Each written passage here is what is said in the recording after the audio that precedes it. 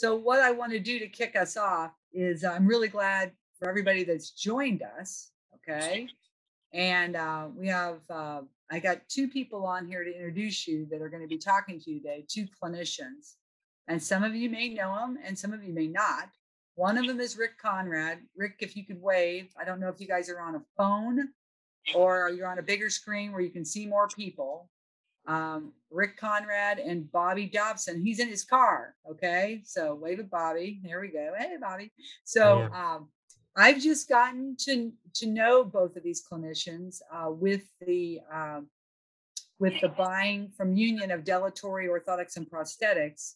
And I'm excited about the new technology they're using, this direct socket. You're going to see how interesting it is. And it'll be interesting for you to know what makes that socket work best on some people and when they end up using it and how often they end up using it and what are the situations. But I find it fascinating. It's interesting since we've now doubled the size of the company that we're all with, just pulling together all our clinicians, the experience, and seeing all the new and exciting things they do or just the experience they have. And so after we're done with this presentation, there's plenty of time for questions about direct socket, but there'll also be a time that you can ask other questions of Rick and Bobby about other prosthetic questions you may have. So I'm going to go ahead. Rick has got control of the screen. So I'll let Rick get started and tell you about, and Bobby to tell you about direct socket. Thanks for everyone stopping in and checking this out. I think it was around August of last year, me and Bobby had the opportunity to train to learn how to do these direct sockets, both transtibial and transfemoral. On the screen now, I have three of my patients, transfemoral amputees, that are wearing the direct socket, very happy with the direct socket. The technology's been around for a while. It was developed in Iceland by a prosthetist. I think it was around 2015. Started using it in the States. And since that time, practitioners have been working to make it work better and better. So, like I said, in August, I started using this as well as Bobby. I've done approximately 30 of these now, transfemoral. And today we're mostly going to talk about the transfemoral. They've worked very well for us. About 90% of the time. I can't say 100%, but as we'll kind of go over and discuss some of the issues. Overall, it's been working great for a lot of patients. So let's just start with what it is. So those of you these kind of understand that we are, you get casted and usually there's a diagnostic fitting and maybe a second diagnostic fitting, then a fabrication, final fabrication. With this system, we are fabricating socket right on residual limb time. So usually it takes 2 visits to get your final prosthesis. So your first visit will be where we evaluate, take measurements, typically what you would realize or what you would do with your casting visit. Then we would set you up for the second visit, and that's when we would fabricate your laminated socket on your residual limb. So there are benefits to that, obviously. One of which is it's your limb we're fabricating it to, and you're getting a direct socket fit. And what we're trying to obtain is even radial compression of the socket on your residual limb. Obviously, save some time. We don't have to do any diagnostic fittings typically or castings. So we are saving a little bit of your time and my time as well. We have a little video here I'll go through. This is goes over the general process. It takes about an hour start to finish, where the patient's laying on the table while we fabricate the socket. So we'll go through this video and I'll try to narrate and tell you what's happening.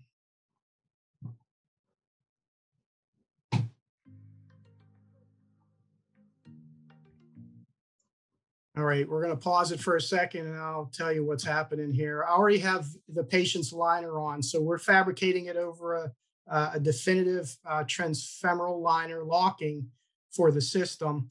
Right there, I'm putting on the silicone sheath, which protects the liner from getting the resin on it because we're fabricating the laminated socket, and it provides compression. We're compressing your tissue on the limb to get what we're looking for as far as your fit.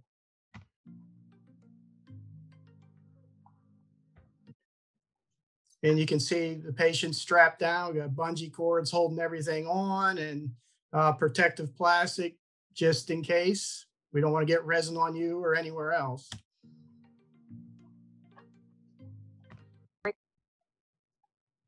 Did you say something, Libby? So right here, basically what's going on here is this is the proximal brim, which is flexible, which is part of the transfemoral direct socket system. This part will actually be laminated into the socket and be part of your finished prosthesis.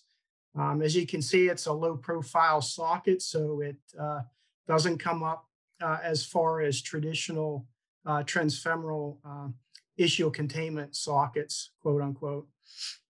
You can see we have the dummy for the valve right here as well as a connector pin to attach the fabric and the laminating material. There I'm putting on the laminating material that your socket will be laminated into.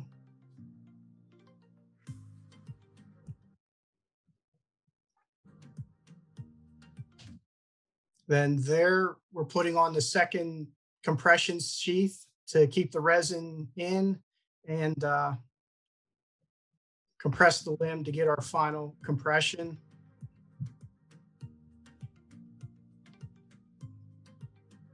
Taping off the distal end.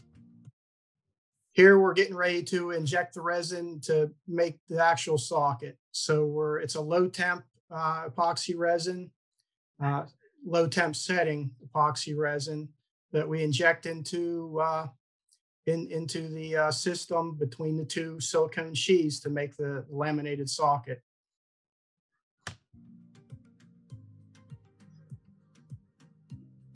You can see the resin going in, the black.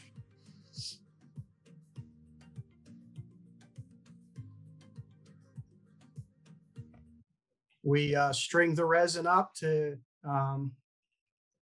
smooth out the socket and make sure the resin's impregnated into the material.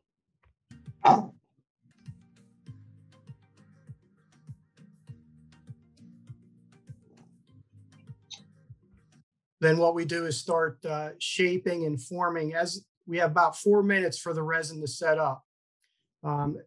After that 4 minutes, it's fully set in 10 minutes to where we can't manipulate it anymore. During those last 6 minutes, we're forming the limb, doing any kind of shaping that we want in our final socket.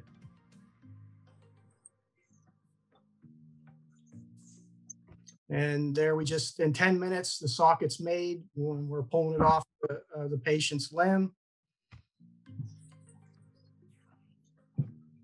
And from there, we're finishing the socket by trimming it up, installing the lock and or the valve, depending on the type of suspension we chose for the patient. and installing it on the prosthesis.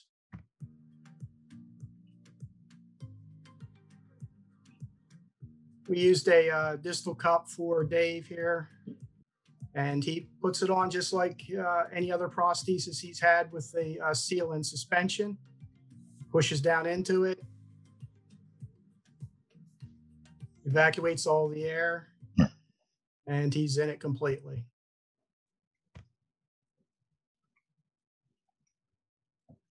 Excuse me. Uh-huh. I have a question. I have a below the knee amputation. Okay. And I have my my good leg. How do you stop it from farting? What kind of suspension do you have? I can't even go out in public. It just, I mean, it's just constantly. It sounds like there's some type of air in your system somewhere. Do you have a pin or a seal? I'm sorry. Do you have a pin on the bottom of your liner? I have a pin. Okay. It's between my leg and the inside of the rubber, but you know I pull it on as tight as I can get it. Do you sweat? Do you sweat a lot inside? Yes. Do? And I've sprayed Shore in there, and all kind of disinfectants. I've tried to put powder in there a little bit, and it just doesn't work. I mean, you know, is this what I'm going to have to put up with for the rest of my life? Have you tried a liner? Liar. No, I didn't. It's a thin sock that you can use between your liner and your skin. Oh no! How do I get them? Who's your prosthetist? Is he local? I go out. I'm in Monroeville. Okay. Union or Hanger? Or not Zane. I'm sorry. I can't remember what his name is right now.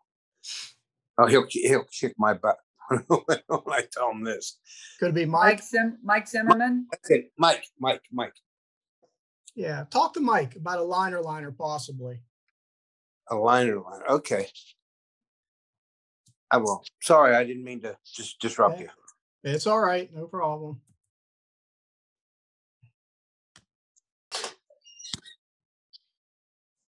Okay. So this is Dave. He's had numerous types of sockets, traditional and the new direct he just received this year.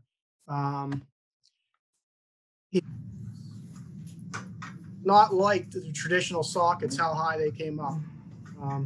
This is literally 30 minutes after we fabricated a socket.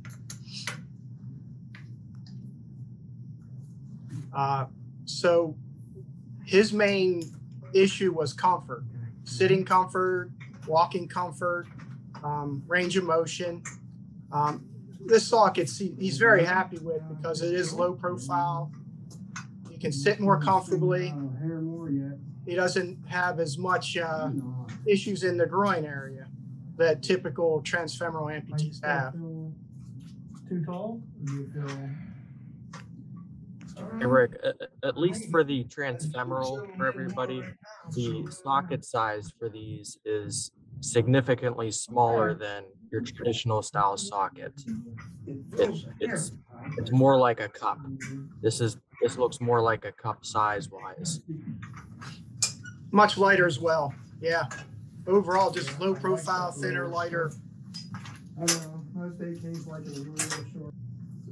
Push off.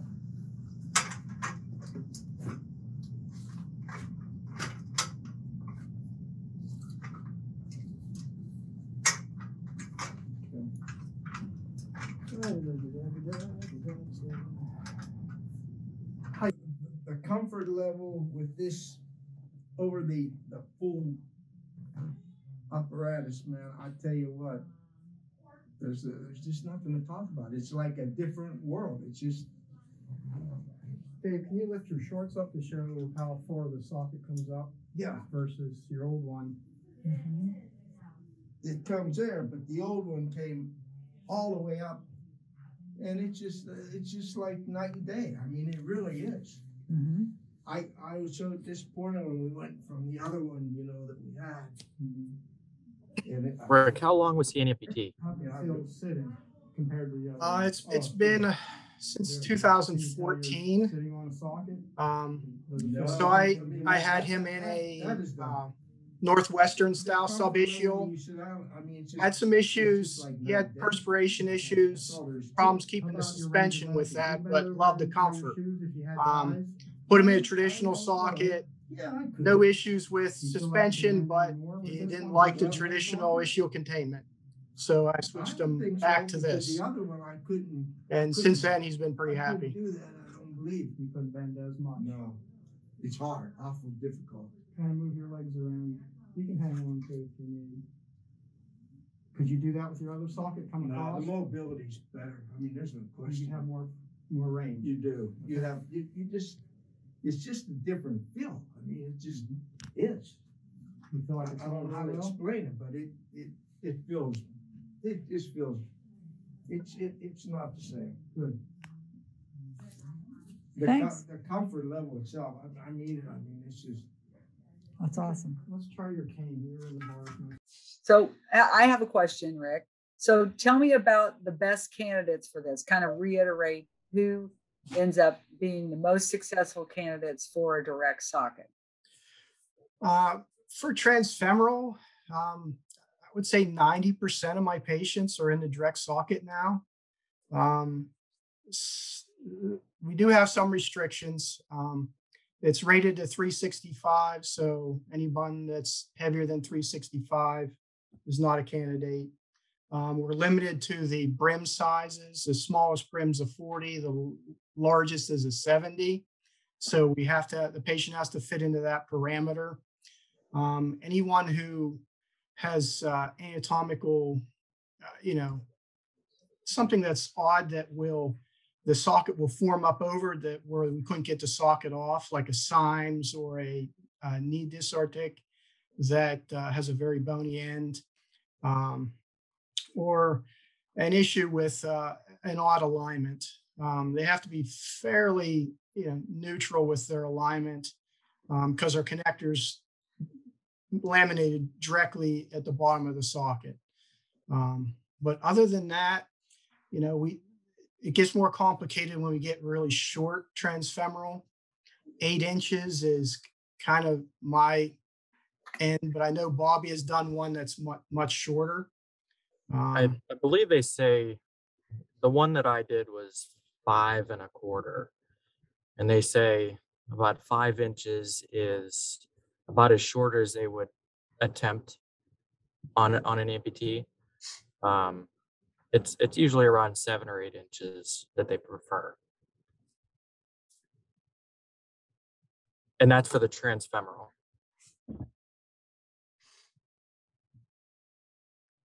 How about below the knees? Have you done many below the knees, and what has been the most successful candidates there?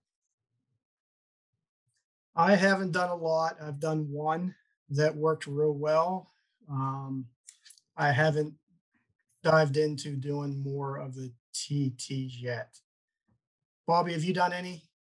So I have 2 that we did when we were training for this.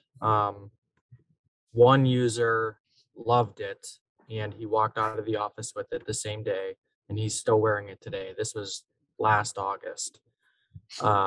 The other user was kind of an experiment. I hand casted him, and he fluctuated a lot, and I reduced my model of his cast significantly.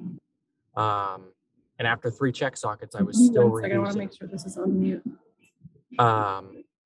We did this on him, and we kind of ran into the same issue where we made it even under the even compression. It was still too large in the end product. So he just kind of went back to what he was wearing previously. But I would say he's probably one of the more difficult cases. OSER, who makes this or sells this, they do an advanced course, and he probably would fall into that category of an advanced patient, just knowing his issues prior to doing this. Can you hear me? Yes. This is Bob. I have a Amputee. It's above the knee, and I have the Autobach. Can that be used in this situation also? You say you have the Autobach. Are you referring to the socket, the knee? No, the socket is the traditional socket, I guess, Okay. and The it comes all the way up. All the way up to the hip. Basically, and it's an above the knee amputation. Does this work with that, with an 8-inch socket, or We can it's certainly, vacuum? It's vacuum. It's kept on by vacuum. That's how, and it works, but it does ride really high. It's heavier. That's for sure. sure. Yeah, we Bob's could. talking about his Autobach knee. Okay. Yeah. Okay. Yeah, I don't see why we couldn't take a look at it, Bob, and see if you're a candidate. There's a lot more to it that we'd like to look at your limb, obviously, and evaluate it. But for 90% of my patients, it's working. So for everybody below the knee and above the knee, if you have a liner that is not an Oser liner, you will have to convert to one of their style liners. It only works with an Oser liner. So you can use your Autobach C leg or any other knee, but you have to use an Oser liner of a certain thickness to use this system. And that's for both above and below the knee. Okay. And it's held on the same way that by the air pressure, the vacuum that's created holds that on also. We could do elevated vacuum, but you would need a liner with a hyperbaric seal on it. I see.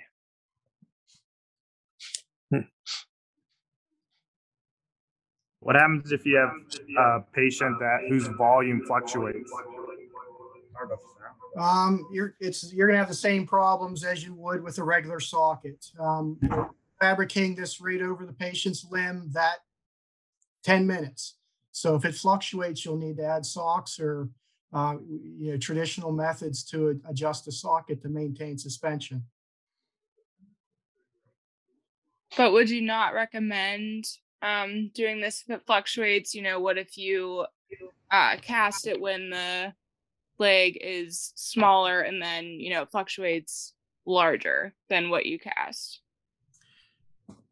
Yeah, you're going to have a hard time getting into it then, obviously. We'd have to look at management of the residual limb with compression, when you're not using your prosthesis, to try to manage that the best we can. And we'd have to figure out, if that doesn't work, we'd have to fabricate it when you're larger, obviously. Do you guys have a time frame that you wait until then, or you can do it immediately? Are we talking about like a new amputee? Yes. Yeah. If you remember the first slide, the gentleman on the tractor, he received a direct socket as his first prosthesis. So we're very aggressive with compression therapy for approximately 2 to 3 weeks before we started. But I made his first socket. He went into therapy. He had his first socket for about 6 months. And he started with a 0-ply. And within the 6 months, he got up to a 10-ply. But the socket was functional for him for 10 months or 6 months.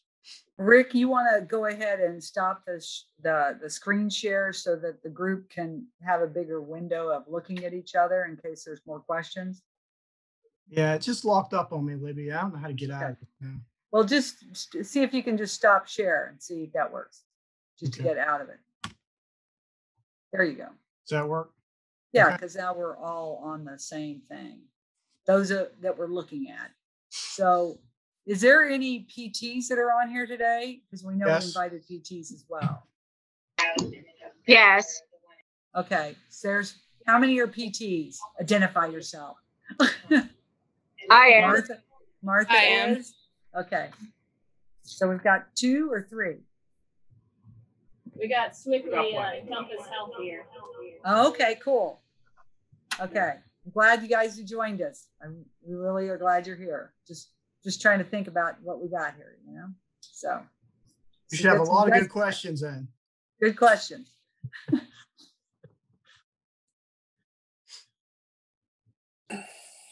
So any other questions about direct socket that you can think of, or do you just want to move on to generally like any questions you have for Rick and Bobby at this time?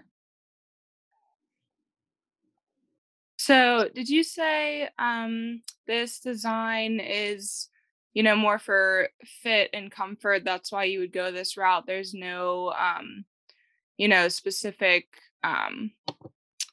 suspension that you would need to use or anything like that? Okay, so as far as suspension goes, this is one thing we didn't go over. The socket system, we can switch back and forth. So we could set it up for a seal-in liner or in suction suspension. If that doesn't work, we can add a lock to it. So that makes it very nice if we, we try a suction suspension, we find that the patient's volume's fluctuating too much, we can switch it to the pin without making another socket. So we can use pin, lanyard, seal-in, vacuum, those 4 suspensions. As far as other benefits, obviously the sitting comfort, there's nothing underneath them when they're sitting. The low profile design, I think our range of motion's better with this. And what we're actually getting with the system is even radial compression of the limb. So we're getting a real good contact and control of the femur. And obviously it's lighter and smaller in general. So the patients, just feel like they have more control, even though it's lower profile. I found that some patients, if they had a traditional socket, some of them had a hard time transitioning because they had that feel of that high profile socket, the containment of the skeletal structure, and couldn't get over that. So I've had a few that didn't like it for that reason. I had a patient, she was in her 80s, had her in a traditional socket, did a direct socket on her. Originally she got up and was very unsteady and unsure of herself, but literally after walking 30 minutes in the office, it was like she never had anything else. So it didn't take very long for her to acclimate. The patients that have weak hip, they're going to have to work on that because they are going to have more voluntary control. We've had a couple that it took about 2 weeks, maybe a little bit more than 2 weeks for them to transition from their traditional to this kind of socket because of it being much lower profile and less containment. So they're using different muscles now than they were with those older style sockets. And we're finding that, in time, the limb shapes are changing differently as well. We're finding that proximally we're getting an increase because of the muscle build, and distally they're losing. So they're becoming more conical over time because of development of their hip musculature. Bobby, you said earlier it took 2 weeks to switch over. Is there anything in particular in rehab that we need to work on in that time frame? Rick, what do you think? Hip abductor adductors, they're going to get if they can't control that hip, they're going to get that Trendelenburg. So it's a low profile system. So we're relying on that even radial compression distal to the ischium for control. So if they're used to using a prosthesis as a stool, it's not going to, you have to work on that hip strength. Rick, do you want to describe to people who don't know what that gait means that you use the word for, what that looks like? That sway that you see amputees going back and forth.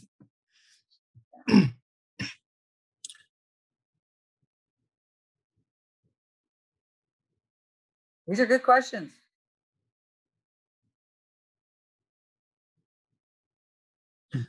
Going back a little bit, I think it was Rachel that had brought this up, maybe switching from different parts.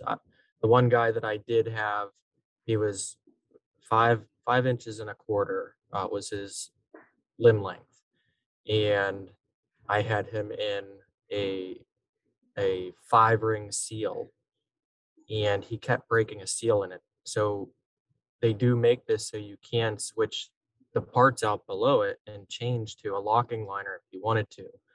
So because he kept breaking a seal when he would sit down, we switched that over to a locking liner, and he's been in that now for a couple weeks, and no issues since. So it is interchangeable. The parts can be changed Without making another socket. Yeah, and this guy, he was only in it since January. And he's slowly started to break a seal, and now it's every time he sits, he was breaking a seal. So instead of just making a new socket, because the fit was still there, he was just so short that his seal kept pulling away from the socket. So we switched over to a pin, and that fixed his problem.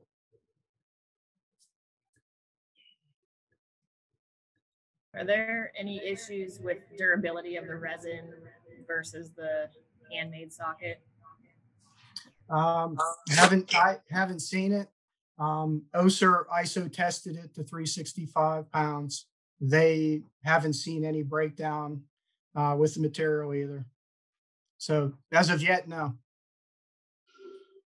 These are still the same. The same materials are in this socket as your glass, acrylic resins. Everything's the same.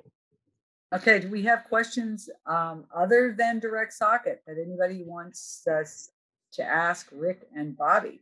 It's time to stump the prosthetist, okay? Joy. Well, I just had one more about the direct. Is Sure. there any difference in price or, insurance paying with the longer process, with the patient being there to fit it, or, anything like that? No, there's none. It's actually quicker. It's, we usually can get patients fit in 2 weeks or 2 visits. Yeah, Rachel, you've brought up a good point.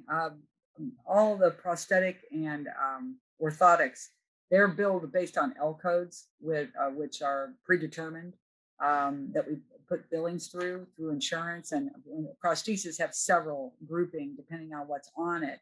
So it's never a time factor as far as how many visits, et cetera. The billing is still for the device. So that's how insurance is paid for orthotics and prosthetics. The real great thing about this is that you start the beginning of the day without your socket, and you can be walking out with your socket. You're definitive at the end of the day on this. So if you're someone, I think Rick uses this a lot. He handles some up in Clearfield, and he's able to do a socket for somebody up there without a tech there, and be done with the socket at the end of the day or at the end of a few hours.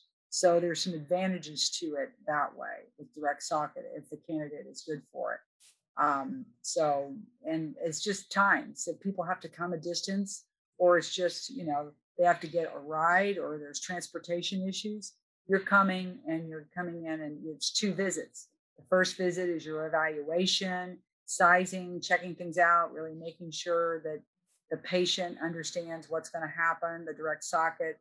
Rick wants to show you the huge plastic bag he's going to throw over you for like 3 hours. No, I don't know if he does that, but that's the part I would have liked to see before. What? You're going to do what? What's that plastic bag for? So you have that appointment where you have the discussion, and then this next appointment is he's making the direct socket. And the video, it does show you what happens, but it does not do justice when they start shooting the resin into the leg, because the person that's doing that is like pumping the stuff and it's just like coming over. And while it's coming over your leg, you know, Rick is making sure it's going to work and forming it on your leg. It's really, it's kind of amazing. So I was watching, I was the one taking those pictures. So, and you'll notice Rick did not let me be the person shooting the resin. And somebody's like, no, that was not, no, I got nothing to do with that. So, but it's a pretty cool process. And it does end up saving the patient visits. I don't know, Libby, if we can talk about like availability in everybody's area for this. Somebody said that they're from Monroeville. But as of right now, I think myself and Rick are the only ones that can do this and order all of these parts. So it's something that you can discuss with your prosthetist, but as of right now, they can't fabricate this. So I think it's just myself and Rick as of right now. And Bobby Dobson is in Rochester, up 65, and Rick is in Cranberry, Hermitage, Clearfield, and I don't know, someplace else probably too. So, that's primary. Primary. So, but if you're interested in learning more about it and talking about it, the first conversation is with your existing prosthetist. Yeah. About like why you think you're a good fit for this or why you'd be interested in it. Have that conversation about it, and then you can go from there. So I wanted to follow up. Thank you for coming, but also just to kind of remind you that we do the Amputee Walking Clinic once a month down in Pittsburgh. It's the 4th Tuesday of every month until we get to the end of the year, because Thanksgiving and Christmas are kind of right there and no one ever really wants to come then. So we do it every month except those 2 months, the 4th Tuesday of every month. It's from 3:30 to 5. Bob has been there several times, Bob Rogers, and it's like a support group with activity.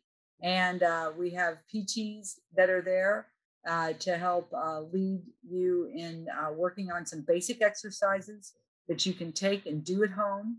And they kind of monitor to make sure you're doing them properly and checking your form. And then there's always a little bit of a gait strut, as I call it, where you do your gait for everybody and you get some tips on things. And there's always great conversation with your fellow amputees. Now, we do offer that also as a Zoom, and you can get a hold of us to let us know if you don't have that link. It's a webinar for that. So you need to register, and then we send you the link to do it. To do that, it's a little bit different format than just a straight Zoom meeting. The only other exciting thing is we're going to do a special one on Thursday, July 22nd, up in Erie. So our Erie office is hosting that, and it's going to be a little earlier in the day from 1 to 2:30. And please let any of our offices know. We've got the information at every office, or any of your prosthetists. If you're interested in doing that, we can get you the information. You can do it virtually as well. Or what a great time of year, and maybe the only time of year you want to drive to Erie when it's not snowing, right? So it's kind of lovely up there right now. So you might want to take a trip to Erie and do it. So, is it, Bobby? Not yet. So any other questions that we can answer for you before we go? Well, thank you so much for joining us. We'll have another prosthetic technology presentation. I think it's about some new types of sleeves. I think that's what it's on. And it'll be probably another 6 to 8 weeks. And we'll be sending out the information for that in a little bit. So thank you again for joining us. And we appreciate all of you. See you later.